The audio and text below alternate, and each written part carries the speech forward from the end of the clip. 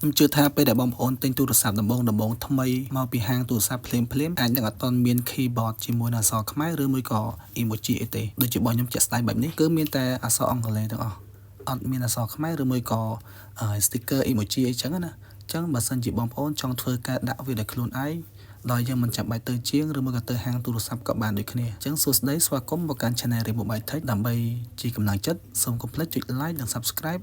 channel របស់ខ្ញុំម្នាក់មួយផងតោះឥឡូវនេះដើម្បីកុំឲ្យខាត់ពេលយូរដើម្បីយើងអាចធ្វើការដាក់នៅ keyboard អក្សរខ្មែរគេហៅថាក្តារចុចហ្នឹងយើងអាចធ្វើការដាក់ដោយខ្លួនឯងតែជាដំបូងគាត់តែបងធ្វើការបើកទៅកាន់កម្មវិធី setting មក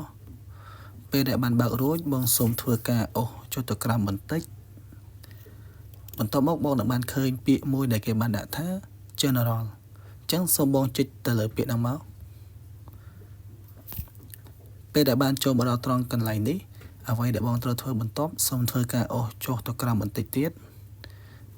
ដើម្បីឲ្យបងបានឃើញពាក្យមួយដែលគេបានដាក់ថា keyboard អញ្ចឹងបងសូមចុចទៅលើពាក្យ keyboard ហ្នឹងមកវីដេអូនេះគឺខ្ញុំព្យាយាមធ្វើមួយអត់ឲ្យលឿនពេកទេដើម្បីឲ្យងាយស្រួលដោយសារតែសម្រាប់អ្នកថ្មីពួកគាត់អាចនឹងពិបាកមើលដោយសារតែអ្នកខ្លះគាត់ប្រើ Android អញ្ចឹងទៅពេលដែលគាត់ចាប់ផ្ដើមធ្វើការមកប្រើប្រាស់ទៅលើប្រភេទ iOS ឬមួយក៏ iPhone អាចនឹងពិបាកមើល setting របស់វាដោយសារតែវាខុសពី Android ច្រើនសឹងតែថាអត់ដូចគ្នាតែម្ដងអញ្ចឹងដើម្បីងាយស្រួលខ្ញុំសូមធ្វើការធ្វើវីដេអូនេះមួយមិនលឿនពេកទេដើម្បីឲ្យពួកគាត់ងាយយល់ហើយនឹងឆាប់ធ្វើបានទាំងអស់គ្នាអញ្ចឹង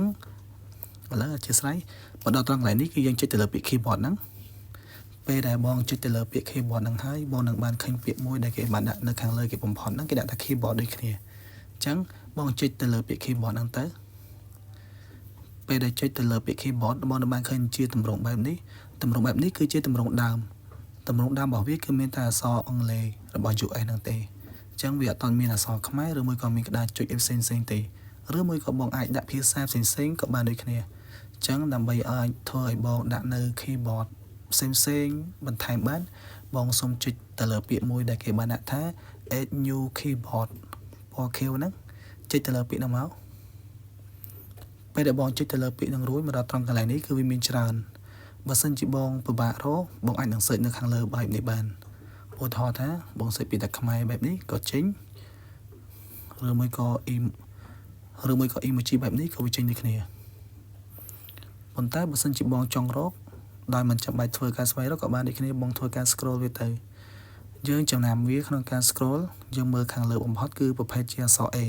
អក្សរ A គឺនៅមួយជួរខាងលើទាំងអស់បន្ទាប់មកវាអក្សរ B អាហ្នឹងគឺយើងរបៀបនៃការមើលចង់ដឹងថាអក្សរណាដែលសម្រាប់ដល់តំណាងឲ្យភាសានីមួយៗអញ្ចឹងណាអញ្ចឹងសម្រាប់ភាសាខ្មែររបស់យើងគឺជាអក្សរ K ផ្ដើមដោយអក្សរ K អញ្ចឹងយើងរកប្រភេទនៃជួរអក្សរ K មកឥឡូវនេះដូចខ្ញុំអូសបានមកដល់ប្រភេទជួរអក្សរ K យើងនឹងឃើញពាក្យមួយថាខ្មែរអញ្ចឹងបងចុចទៅលើពាក្យហ្នឹងទៅដើម្បីធ្វើការadd បញ្ចូលនៅក្តារចុចអក្សរខ្មែរដោយអ្នកទាំងអស់គ្នាបានឃើញអញ្ចឹងឥឡូវនេះគឺយើងទទួលបានក្តារចុចអក្សរខ្មែរមួយហើយអញ្ចឹងបើសិនជាយើងចង់បន្ថែមនៅ emoji បន្ថែមទៀតយើងអាចធ្វើការ add វាបញ្ចូលបន្ថែមដោយតែយើងធ្វើមុននឹងអញ្ចឹងឥឡូវខ្ញុំសូមធ្វើការបន្ថែមនៅក្តារចុច emoji ម្ដងដើម្បីឲ្យមាន sticker លុយសម្រាប់យើងយកទៅចុចទៅប្រើប្រាស់ហ្នឹងអញ្ចឹងដើម្បីយើងធ្វើការ add បន្ថែមបានយើងចុចនៅត្រង់កន្លែងហ្នឹងទៅដែរមកបន្ទាប់មកយើងនឹងស្វែងរកពាក្យដែលគេដាក់ថា emoji ហ្នឹងមកហើយយើងចុចទៅលើពាក្យ emoji ហ្នឹងមកយើងនឹងទទួលបាន keyboard emoji មួយហើយឥឡូវយើងទទួលបានទាំង emoji ជាមួយនឹងក្តារចុចអក្សរខ្មែរដូចគ្នាអញ្ចឹងបើសិនជាបងប្អូនចង់បន្ថែមនៅភាសាផ្សេងទៀតក៏យើងអាចបញ្ចូលបានដូចគ្នាគឺយើងបញ្ចូលបានច្រើនអក្សរមែនទែនអញ្ចឹងឥឡូវដើម្បីជាការធ្វើការសាក់លបងខ្ញុំនឹងចូលទៅសាក់លបងឲ្យអ្នកទាំងអស់គ្នាឃើញជាក់ស្ដែងខ្ញុំសូមចូលទៅកាន់កន្លែងដែលអាចមានក្តារចុចយើងវាយអក្សរនឹងមកបន្ទាប់មកខ្ញុំសូមធ្វើការវាយអក្សរខ្លះ